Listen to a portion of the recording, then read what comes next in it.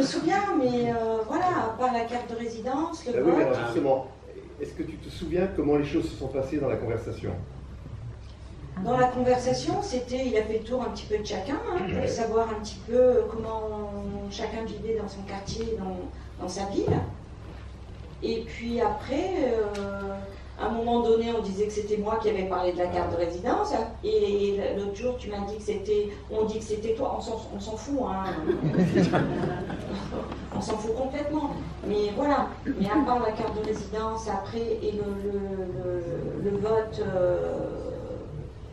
le droit de vote, je ne me souviens pas d'autre chose. Je sais pas, toi. Déjà, là, c'est intéressant de voir combien c'est difficile d'écrire l'histoire. Parce que, par exemple, sur la carte, la discussion avec François Mitterrand sur la carte de 10 ans, moi, j'ai gardé le souvenir que c'est Malika qui, la première, avait interpellé François Mitterrand, puis qui avait laissé... il n'avait pas répondu tout de suite. Et puis après, on revient à la charge. Moi, je sais que je suis revenu à la charge. Et finalement, François Mitterrand a dit quelque chose qui montrait qu'il ne maîtrisait absolument pas le sujet. Puisqu'il dit, oui, la carte de 10 ans, j'ai dit oui, ça va se faire. J'ai dit oui, ça au président Chavely. Alors, les Algériens avaient déjà la carte de 10 ans, donc ça ne voulait rien dire. Donc, il maîtrisait vraiment pas le sujet. Mais toujours est-il, alors là aussi, c'est comment l'histoire s'écrit. Moi, je suis sûr que Yannick Moreau, qui était une des deux conseillères avec Ségolène Royal, était président de la République sur les affaires sociales, et qui était elle une juriste très, très pointue, parce qu'elle avait été au GISTI sur les questions d'immigration. Et je suis sûr qu'elle m'a dit, qu'elle nous a dit, il y a l'AFP à la sortie du bureau, dites bien que François Mitterrand a dit oui à la carte de 10 ans. J'ai revu Yannick Moreau depuis, elle m'a dit j'ai jamais dit ça. Moi je suis persuadé qu'elle l'a dit. Et alors sur l'histoire de la carte de 10 ans, je continue sur l'autre jour je discutais avec Ahmed Boubaker, qui avec Nicolas Beau ont fait, ça je sais plus, je crois que c'est sorti même avant, enfin peu importe, avec du Bouzid, peu importe, qui s'appelle Chronique métissée, et il raconte l'entrevue avec Mitterrand. Et là, ils disent que c'est moi qui ai lancé le truc. Mais ce qui est intéressant, c'est que Ahmed m'a dit, mais nous, on a travaillé à partir des notes de Ségolène Royal. Il avait eu accès, avec Nicolas Beau, ils avaient eu accès aux notes de Ségolène Royal de l'époque. Alors, même Ségolène Royal, elle a pu aussi réinterpréter les choses dans ses notes, même en écrivant, quoi. Voilà, comme quoi c'est compliqué. Alors, pour revenir encore sur Mitterrand, comme je disais tout à l'heure, on est dans une période 83, c'est 2 ans après la victoire de François Mitterrand. Et la victoire de François Mitterrand, c'est pas seulement la victoire de la gauche unie, c'est la victoire aussi de tous les réseaux associatifs en France qui ont voulu un changement. Hein. Et donc il y a vraiment une dynamique encore de on va changer, c'est possible de changer la France, la vie, etc. Et si bien qu'on connaît plein de gens qui sont dans le ministère. Parce qu'il y a plein de gens qui ont été militants qui sont dans les ministères. C'est pour ça que quand il y a la grève de la faim qui commence le 25 mars 1983 au Minguette, tout de suite on a le contact avec l'Élysée et avec Matignon, tout de suite. On a accès au pouvoir facilement parce qu'on connaît des gens dans ces... Et il y aura toute une histoire à faire, tout à l'heure vous avez évoqué le jour où on pourra regarder les archives, mais dans 10 ans finalement on pourra les regarder. Les archives du Parti Socialiste. Parce que le Parti Socialiste il était très pluriel à l'époque. Et par rapport à la marche, par exemple, on sait qu'il y a une partie du Parti socialiste qui était très attentive, plutôt la partie chrétienne, hein, Georgina Dufoy, ou la partie qui était intéressée aux évolutions culturelles, comme Jacques Lang, ou qui était intéressée, ou qui était préoccupée de la solidarité franco-arabe, comme Claude Chesson. Enfin, c'est ceux-là, ils vont soutenir la marche. En revanche, des gens comme Jospin, ils ne voient pas la marche passer.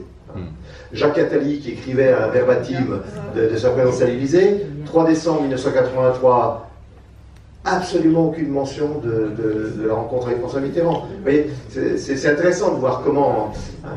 Et alors, la marche, c'est vrai qu'elle s'est faite en relation avec le pouvoir politique, puisque Georgina Dufoy est très vite impliquée dans l'affaire.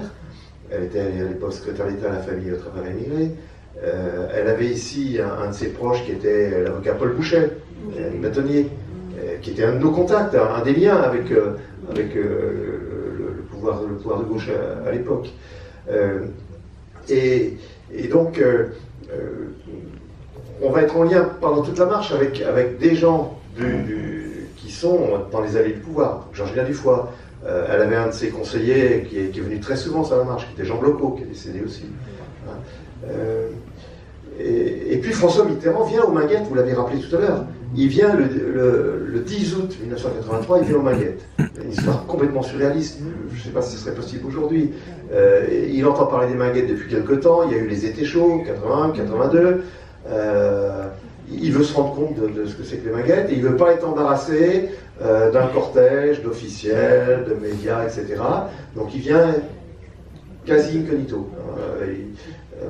Moi je suis informé 3 jours avant, on me demande de réunir quelques personnes pour l'accueillir, 3-4 personnes, et garder le secret, et il arrive aux Minguettes, il y avait quand même un journaliste de l'AFP avec lui, il y avait Trigano, il y avait Georgina Dufoy, et il vient discuter un peu, s'enquérir de la situation, il va boire un café dans une famille, et puis il repart. Cela dit, on a le temps de lui dire, on va faire une marche, et il nous répond, si vous arrivez à Paris, je vous reçois.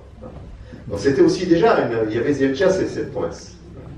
Alors après, tu viens de me dire, quand on est dans le bureau